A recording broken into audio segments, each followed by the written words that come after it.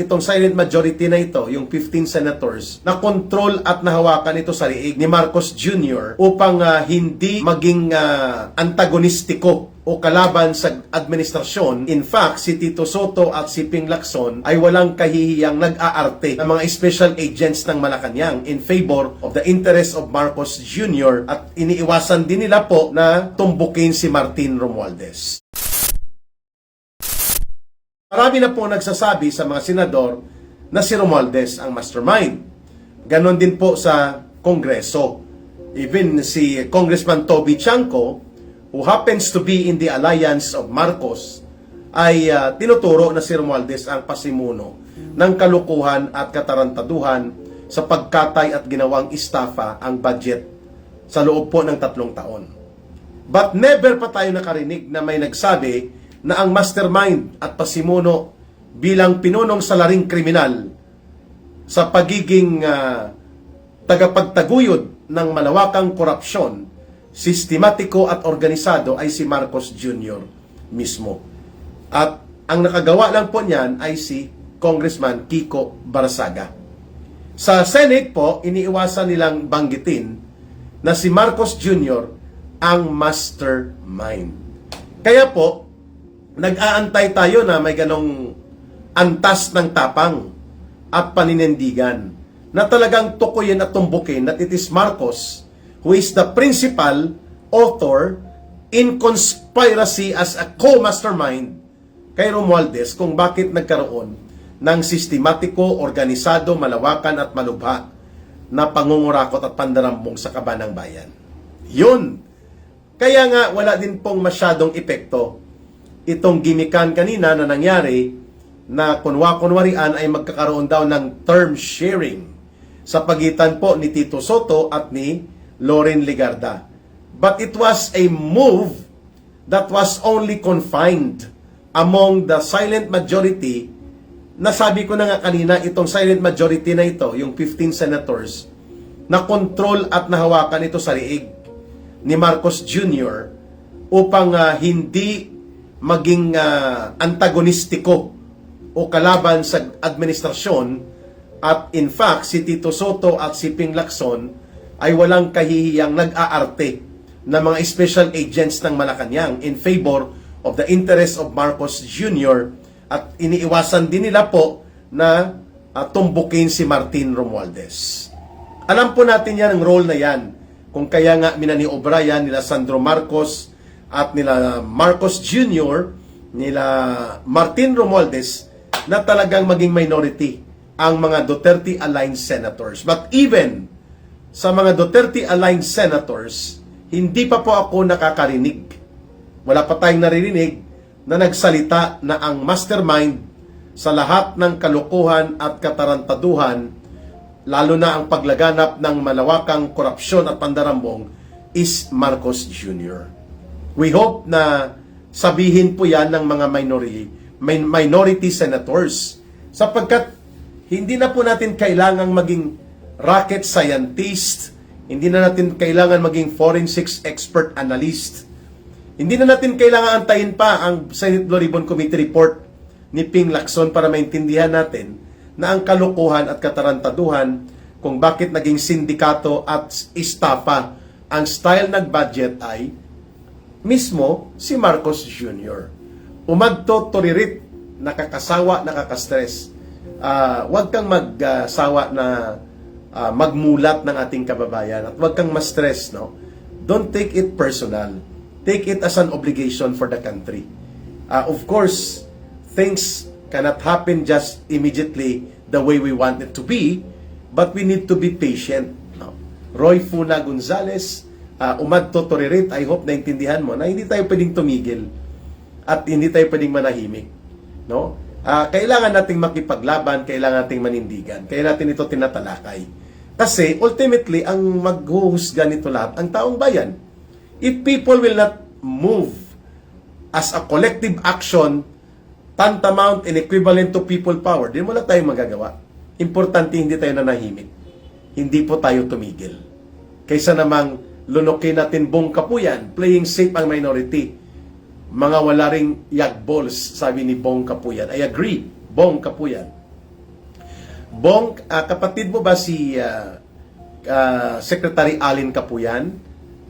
Bong, kamusta lang sa inyo dyan? Grace Inday Bailon. Ang punto ko po is very simple lang naman. Pinaglalaroan ng mga senador na ito ang katalinuhan at ang pag-unawa ng taong bayan. Na hindi naman talaga sila mga tunay na oposisyon. Itong laro sa pagitan ni Tito Soto at ng majority-minority ay laro ito ng bilangan kung sino ang mangingibabaw sa Senado. Pero hindi po garantiya na kapag nagbago ang majority ay talagang sila na ang guguhit ng paninindigan upang itulak ang paniningil kasama ang mamamayan at panawagan na bumaba na si Marcos sa kapangyarihan. No, we are waiting for senators to find their voice and to stand with principles na ganyan po ang katotohanan. So alam natin naglalaro sila ng politika.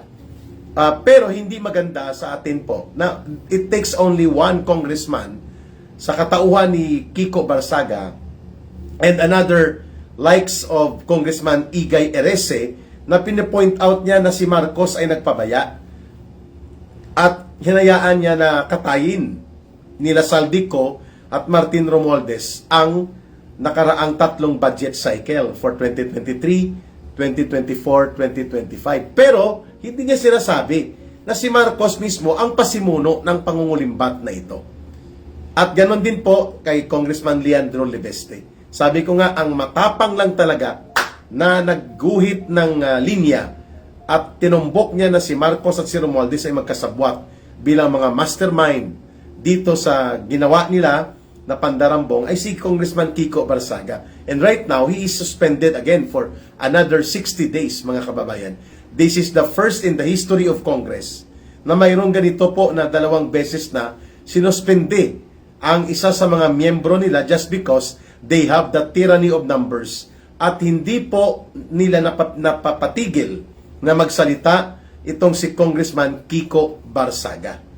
Kaya po, delikado itong signal na ito na kapag nasa loob ka ng Kongreso and you speak your mind as part of your legislative oversight function upang punahin mo ang pandarambong at pangungurakot, pang-aabuso sa kaban ng bayan at sa otoridad at kapangyarihan ng gobyerno, lalo na sa ginagawa ng matataas na opisyal ng gobyerno, pwede ka palang pagkaisahan, kagaya ng ginawa ngayon kay Congressman Kiko Barsaga at ang panggigipit at pangiipit kay Congressman Leandro Lebeste.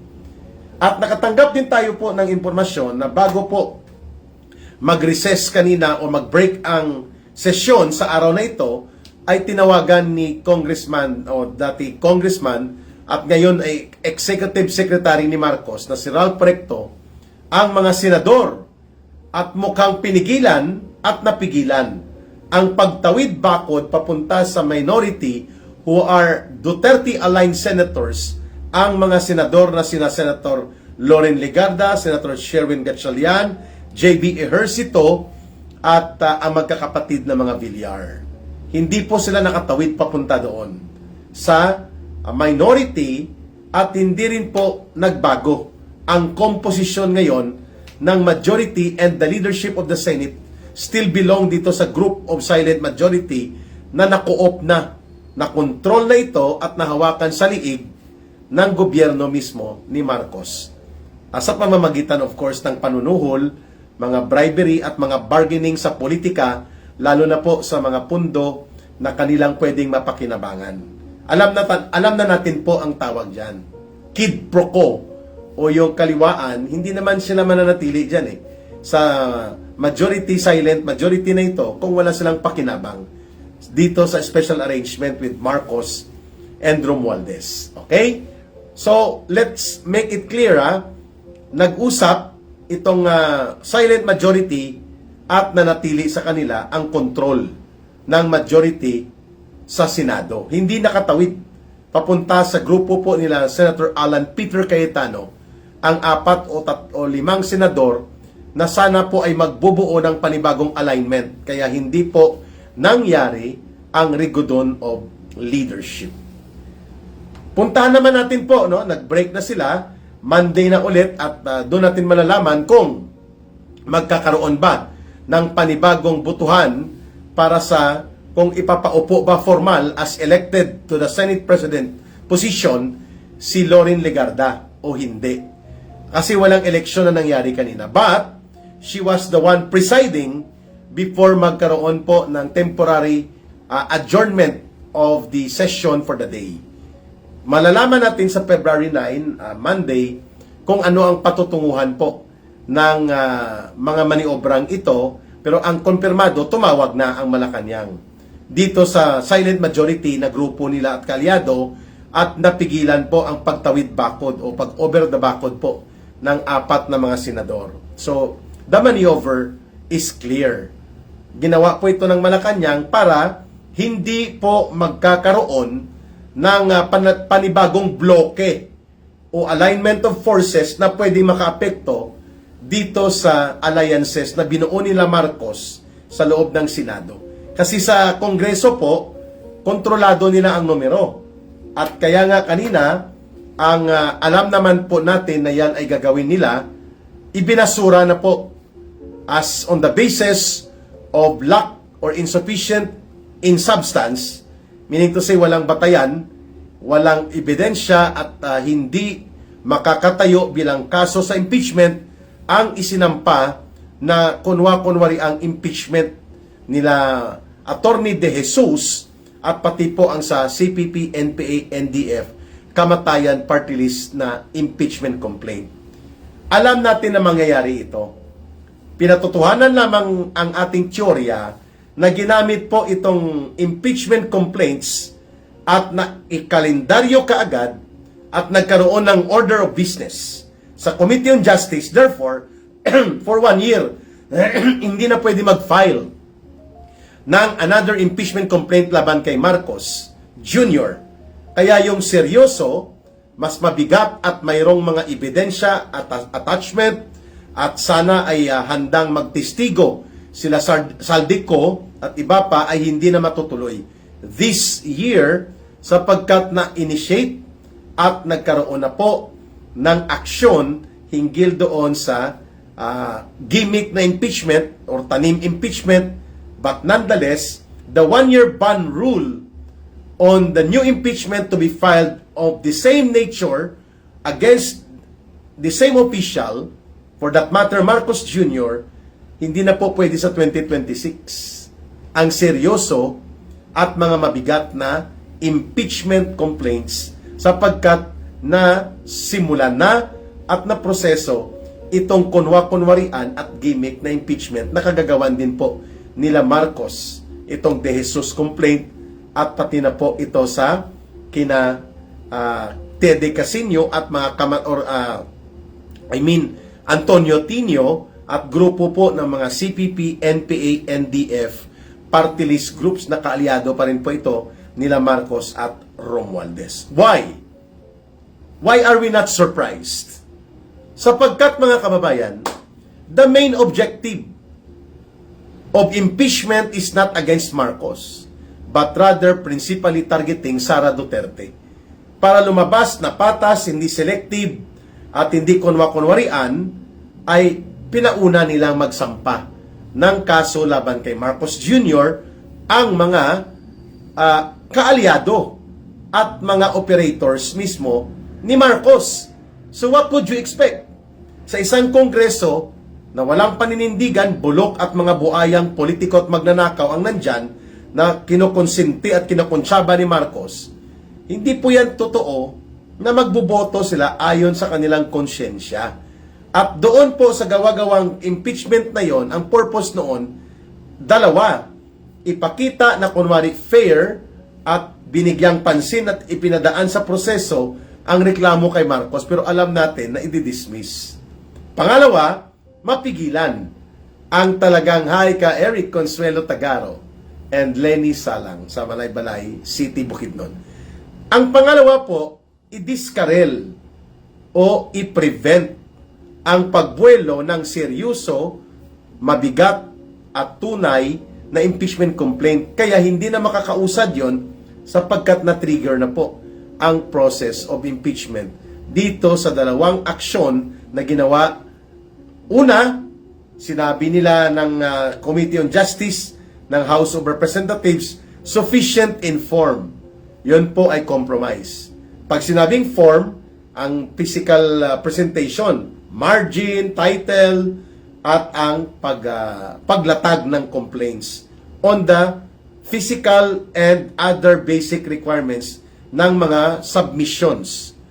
Pero pagdating po sa substance, yung nilalaman, dinismiss na kanina. Alam na nating mangyayari yon. Pero it served the purpose. Number one, ipinakita nila na kunwari ay patas, hindi lamang si Sara Duterte ang target for impeachment. Si Marcos ganon din, pero nagkataon na insufficient in substance, kaya na-dismiss. Ek-ek, gimmick nyo yun. Kasi the principal target of the impeachment next week or this week before mag-end, o baka Lunes na rin, ay si Sara Duterte. Magsisimula na sa Committee on Justice. At alam natin that they have the numbers. The impeachment complaint is not about evidence when it comes to determination of the case. It is about numbers. Kaya nga tama yung suggestion ng isang retired Supreme Court Justice, Justice Noel Tiham, na dapat kung magbabago man ang saligang batas, tanggalin ang kapangyarihan sa impeachment na nasa kamay at otoridad ng Kongreso at ilalagay ito sa isang independent constitutional body.